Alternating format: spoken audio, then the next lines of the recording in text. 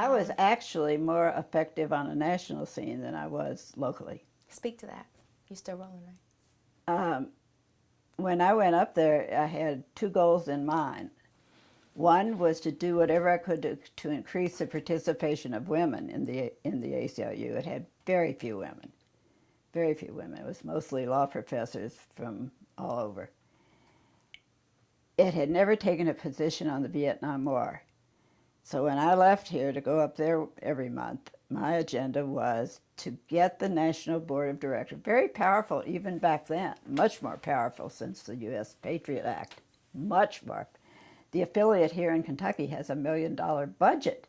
When I was director, I had like $25,000. I mean, seriously.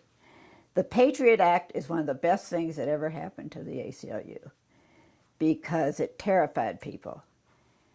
So the Vietnam War was really an urgent thing for me, and so I wanted the ACLU National Board to create a program, a method for increasing participation of women, and I did that with Ruth Bader Ginsburg, who joined my women's caucus, and we got women's rights made the #1 program priority in 1972.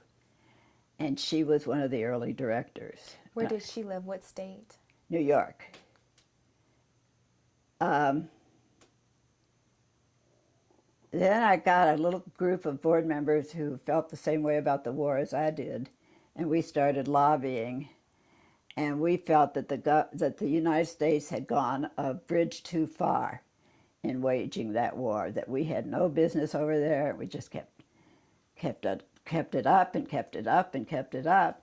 And eventually the ACLU adopted a position that the Vietnam War was unconstitutional. And what that meant was that we could use the resources of the organization to lobby against the war, to support draft dodgers, to draft dodgers, listen to me, pacifists. Yeah, I slipped there. And then we got the ACLU to take the position that a woman had a right to choose.